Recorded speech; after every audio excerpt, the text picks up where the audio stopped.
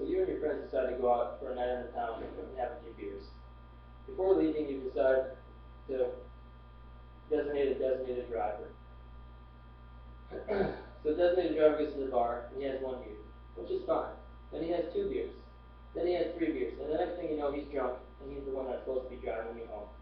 Drunk driving has always been an issue as long as I can remember and doesn't seem to get any better. Drunk driving is very dangerous and can lead to death.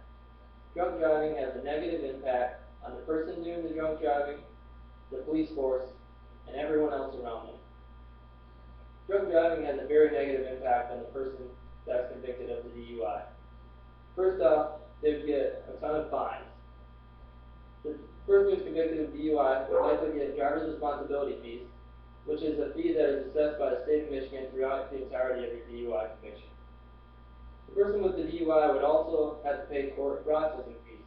This can be very expensive, especially if you decide to get a lawyer and try to fight it, and likely you will lose. According to NOLO, on a first offense of drunk driving, you'll get up to 93 days in jail, $100 to $500 in fines, and 6 months of suspended license.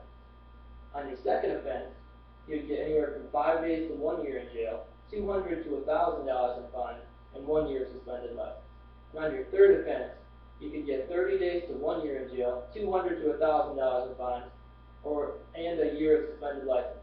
And we have to remember, every day in jail is going to cost. The person who is convicted of a DUI would also likely have to deal with probation. Probation can also be very expensive if you have to do random blows and drops and meet with your counselor. Besides the fines, there's also the possibility of injury for the person who was out drinking and driving. According to MAD 2012, 9,878 deaths occurred because of drunk driving. This seems like a lot of deaths in my opinion for something that should never have happened. The person drunk driving will more than likely lose their job also. If you don't have a reliable mode of transportation, it's going to be hard for you to make it to and from work.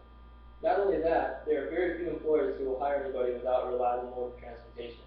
So at that point, they become a risk, and you have to wonder if they're going to make it to work every day. The person drunk driving will also more than likely lose their license for a small or a large amount of time. I actually have a personal experience where a friend of mine was at a party. He decided he'd have a few beers and then drive home. On his way home, he was pulled over and convicted of a DUI. To this day, 3 years later, he still does not have an unrestricted license. This seems like a large price to pay just for a few beers.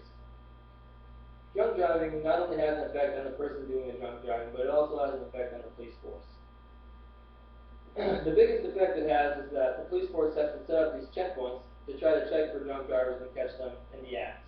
This seems like a waste of resources to me because these resources could be taken somewhere else in a high crime area and used for a much better situation. The police force also has to deal with the processing of paperwork involved with either an accident or the conviction of a DUI. This doesn't seem like a lot of work, but if you think about it, there's probably a pile of paperwork that the officer has to fill out for either incident. Drunk driving also affects everyone else around. If you're on the road after one beer, it's going to have an effect on your focus and you could potentially cause an accident. Drunk driving will also put a strain on the family of the person convicted.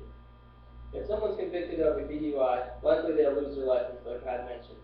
That means someone in that person's family would have to take this person everywhere. For one, if they want to keep their job, they would have to take them back and forth every day, and it would be a huge strain on them.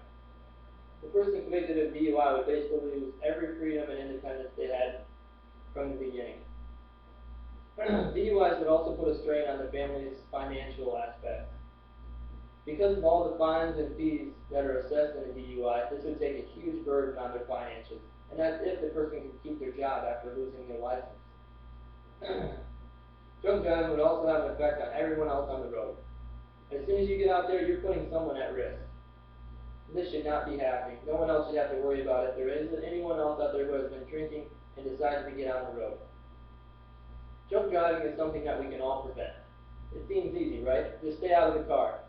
We have to remember, drunk driving doesn't only affect the person who's drinking and driving, it also has an effect on the police force and everybody else on the road. So next time you decide to have one of these,